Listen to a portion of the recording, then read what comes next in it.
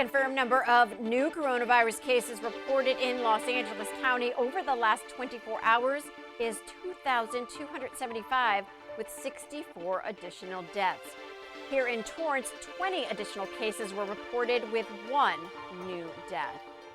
Welcome to COVID-19 Today. I'm Leslie Robbins. It's Monday, February 28th, the last day of the month.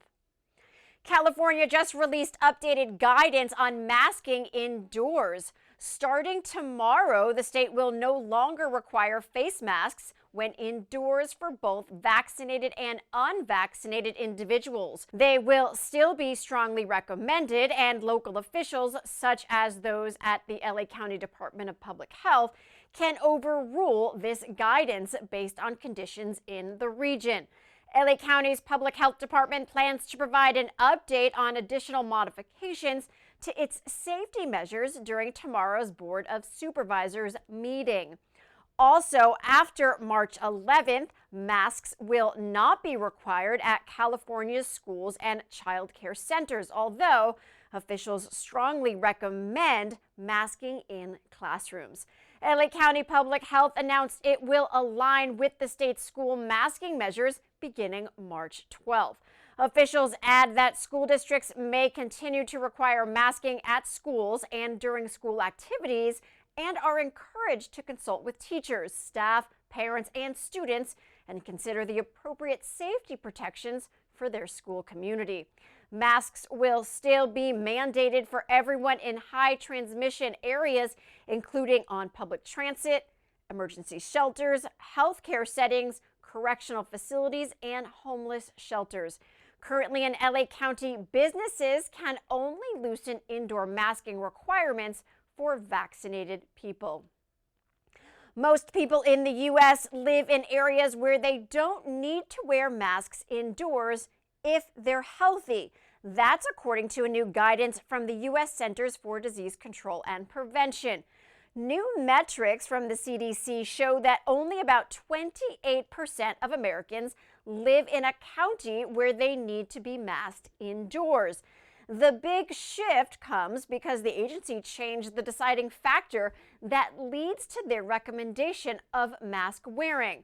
Previously, the agency pointed to levels of coronavirus transmission within communities as a key metric for restrictions and recommended that people in areas with high or substantial levels of transmission, which was about 99% of the population, wear masks indoors. But now, the CDC's, quote, COVID-19 community level metrics are based on 3 pieces of data in a community: new COVID-19 hospitalizations, hospital capacity, and new COVID-19 cases.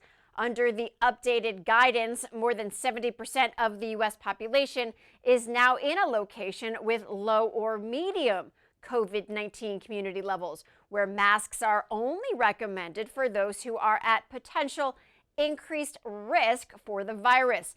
The agency still recommends every eligible American to get vaccinated, boosted, and tested if they have symptoms. New York City will lift its vaccine mandates for indoor businesses, dining, and events. Now, the change could come as soon as March 7th, as long as COVID-19 cases continue to go down. Mayor Eric Adams announced his plans, joining cities such as Boston and Seattle, which made similar decisions in recent weeks. NYC was the first major U.S. city to require vaccines indoors. Since last August, the city's mandate required anyone who wanted to dine or go to an indoor event to show proof of vaccination.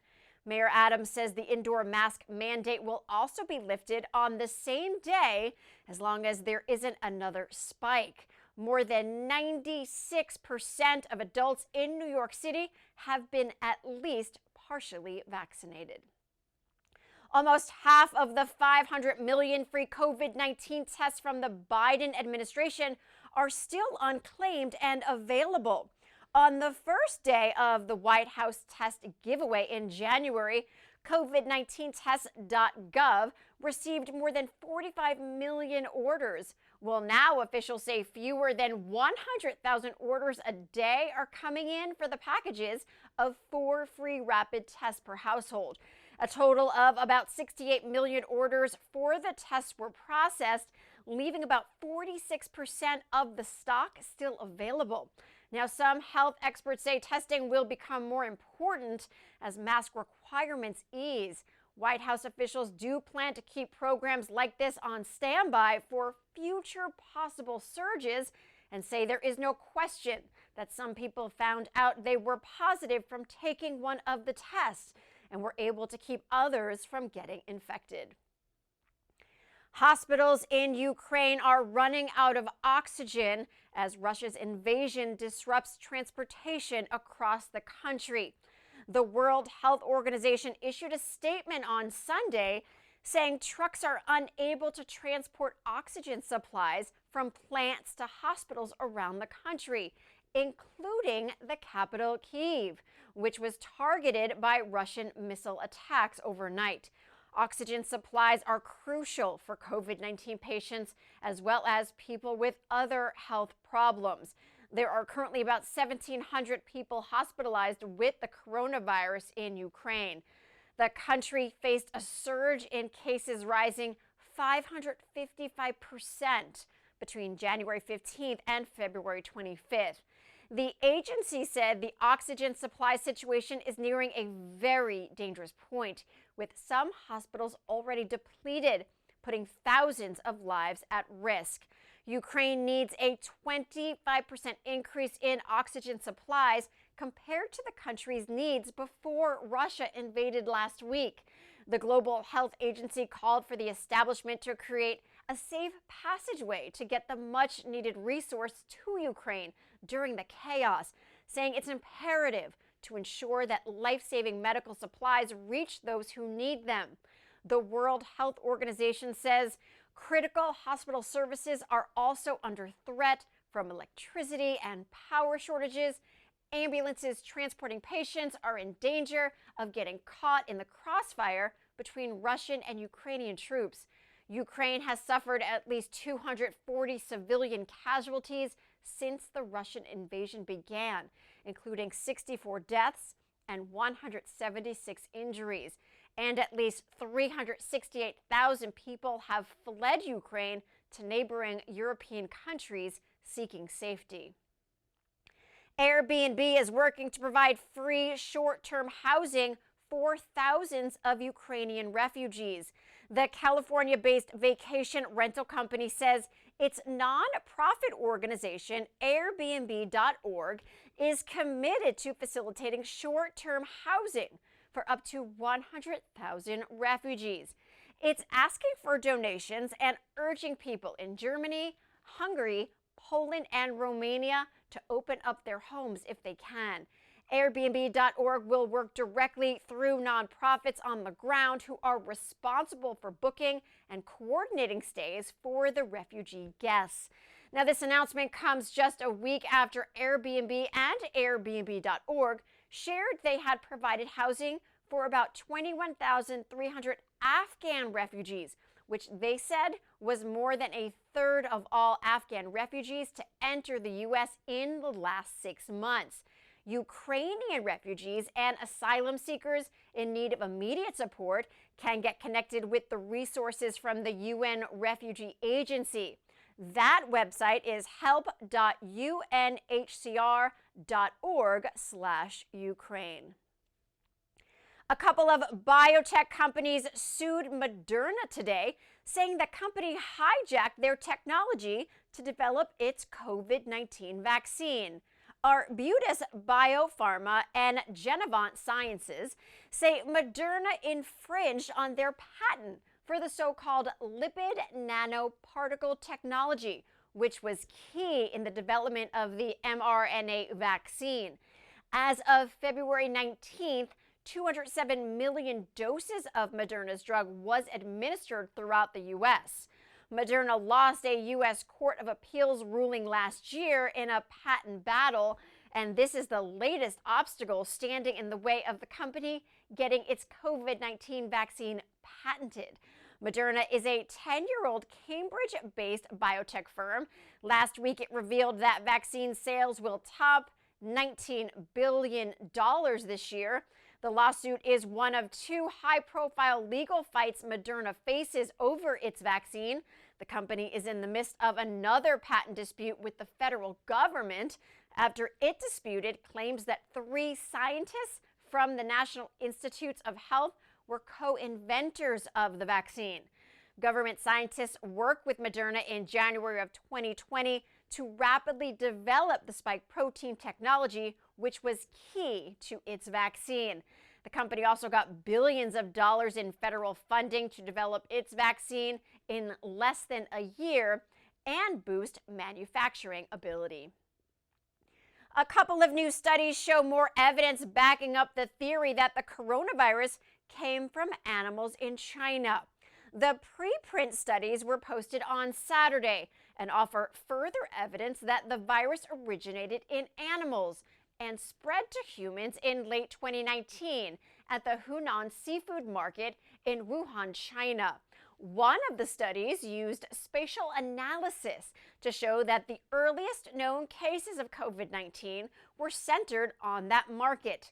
The researchers also say environmental samples that tested positive for the SARS-CoV-2 virus were strongly associated with live animal vendors. The other study says 2 major viral lineages were the result of at least 2 events where the virus crossed species into humans. Researchers pinpointed the first transmission to late November or early December of 2019 and say the other lineage probably took place within weeks of the first event. These latest findings provide the strongest evidence to date of the pandemic having animal-related origins. Southern California still has some of the tastiest tap water in the world. The Metropolitan Water District of Southern California won second place at the 32nd Annual Berkeley Springs International Water Tasting Competition in West Virginia. Now, last year it won first, but this year the top honor went to the Water District at Montpelier, Ohio. Another California entry, the Mission Springs Water District in Desert Hot Springs, came in third place this year.